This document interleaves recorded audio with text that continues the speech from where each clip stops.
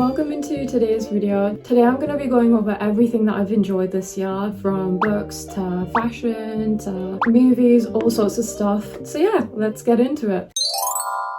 The first category is obviously makeup and fashion. I actually don't have a bunch of stuff because one of my main goals for this year was to reduce consumption, media consumption, and just consumption overall. So I only have two beauty products. The first one is a bronzer from KIKO. I recently bought this on Black Friday. It's amazing. I love how pigmented it is. It is so pigmented. This has definitely been my number one for the past few weeks. The next product that I have is also something that I bought from Black Friday. This is actually a body spray, a mist from Victoria's Secret. It's supposed to be a shimmer mist, however the shimmer isn't shimmering. You can't really see the glitter specks a lot. I am obsessed with the smell. It smells amazing and I'm actually so grateful that I bought this because it's iconic. That's all for makeup. In terms of fashion, I have been obsessed with this brown bag that I bought from Tkmaxx this year. I think I bought it in May or June, I'm not sure. It's this brown bag. It's from the brand called Dice, so I'm not sure what that is. I've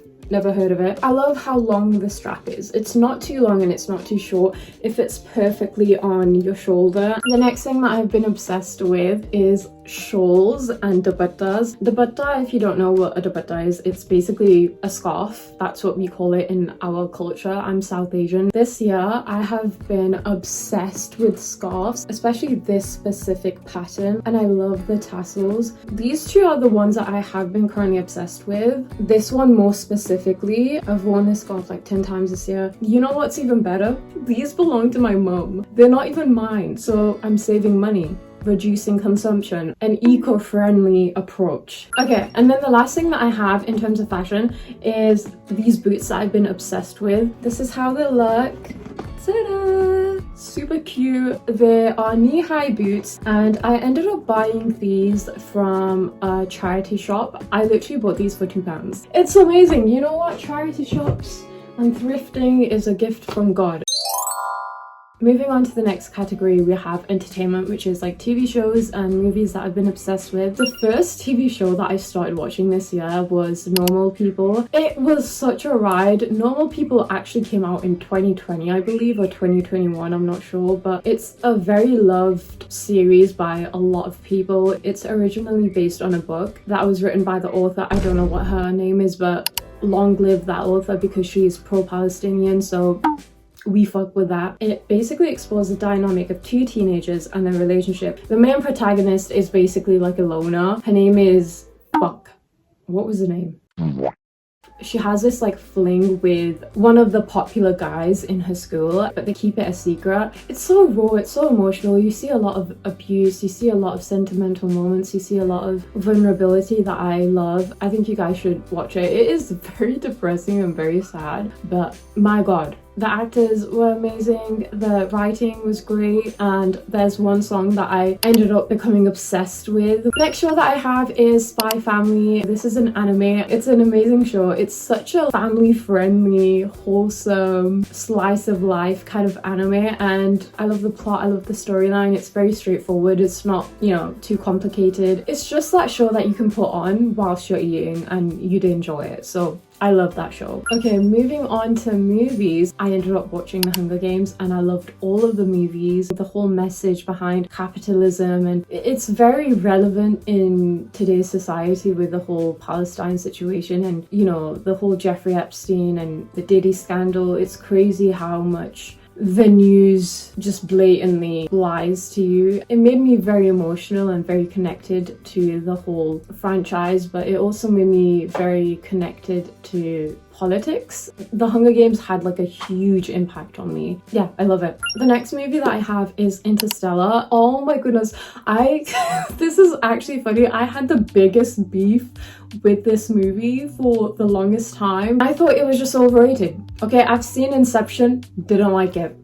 Sue me. I watched Interstellar, bawled my eyes out. I loved it. And that scene where they first start chasing the jet that's flying, the cornfield scene, pretty fucking great. pretty fucking great. Next movie, True Grit. I love this movie. This movie basically focuses on a young girl who hires a US Marshal to help track down her father's murderer and to basically kill him and avenge his death. It's such a cool movie. The one thing that I loved about this movie was the writing. That's it, like the script, the writing, the dialogue. Haley Steinfeld, she was so good at acting. I could not believe how much of a great job she did. I loved her. It's great. It's just one of those good old movies that you'd enjoy.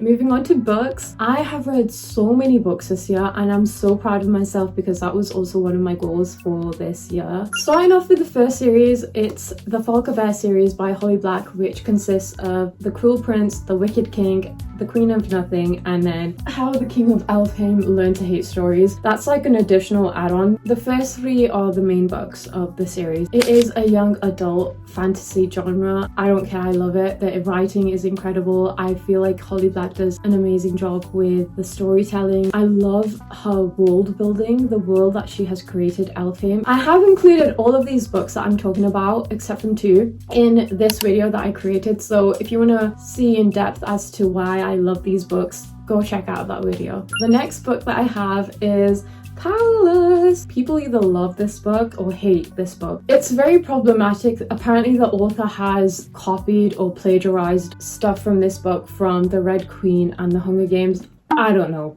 I'm not sure. I haven't read them, so I can't sit here and say if that's true or not. But what I can say is that I really love these books with my whole heart. Kai Azza is the best #1 book boyfriend. This series also consists of 3 books, which is Powerless, and then you have Reckless and Fearless. Fearless came out this year and I went to the book event and I personally got to see the author Lauren Roberts, and I also got a signed copy from the author. I'm not gonna describe the plot because I want you to watch my video. That's where I describe the whole plot, because if I describe the plot, this video is literally gonna be like an hour long. The next book series that I have is also a fantasy series. I have listened to all of these books on audiobooks. These books are part of the Gods and Monsters series written by Amber V. Nicole. This series currently has 4 books. It's supposed to have 7 books in total. The 4th book came out this year, this October, and I have been listening to the audiobook for a week now and I'm obsessed with it. This is an adult fantasy, so there's a lot of spice in these books. I love the world building. I love the character development. There's so many people, so many different worlds, so many different characters. Each and every single one of the books that I have read has had such a crazy cliffhanger,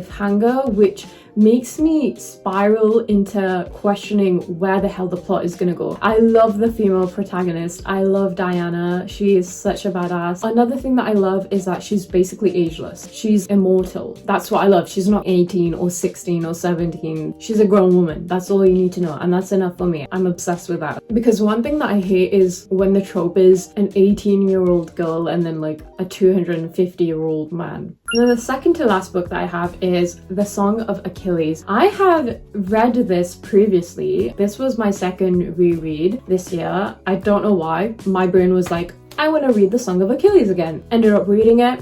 Had a heartbreak, a mental breakdown, all in one. This book is the first book and the only book that has made me genuinely bawl my eyes out. It's basically a modern day love story of Achilles and Patroclus and their dynamic. My favorite book of all time, ladies and gentlemen.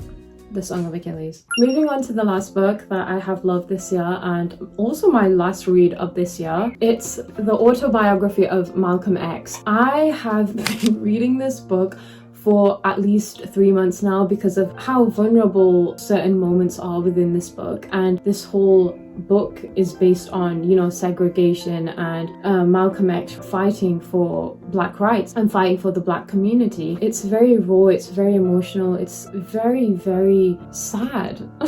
And there were many points in this book that just made me cry because of how long people just suffered because of the color of their skin. I'm gonna cry right now. I'm gonna do a full-on separate video on this because this book has genuinely changed my life, and I feel like everyone should read this book. If you want to cry your eyes out and if you hate capitalism, the higher-ups, the elites, you should read this book. There's also a lot of conspiracy theories. I've been driving myself insane. I still haven't finished it. I've got one more chapter left and I should be done. I love this book so much. One of my favorite albums was I Said I Love You First by Selena Gomez. It was such a raw, emotional, deep album. My 8-year-old inner self is incredibly happy that the girl that made my entire childhood is finally happy and at peace. You know what? She deserves it. She's one of those celebrities who is genuinely sweet and kind. I love her music and I love this album so much. It was such a vibe. The next album that I have been obsessed with, and I talked about this in one of my recent vlogs, it's an album by this dude called Henry Morris. Nobody has heard of him, okay, so I'm fucking putting you on. This album sounds so beautiful. His voice is incredible. I love his voice. I love the whole vibe of this album. It's very nostalgic, very lo-fi, alternative indie vibes. You guys need to listen to this album. I'm not kidding. The last album that I have been playing on repeat is an album that came out fairly recently, which is West End Girl by Lilly Allen. Nonamogamami is my favorite song of the album.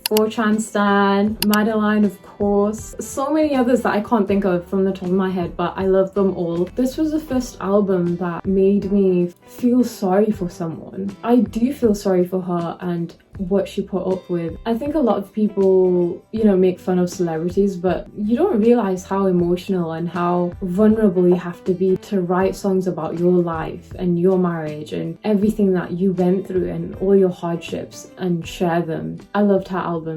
Anyways guys, that's everything that I've been obsessed with this year. Let me know what you guys were loving and obsessed with this year. I wish you a happy new year and lots of blessings for the year ahead, and I shall see you in the next video. Bye!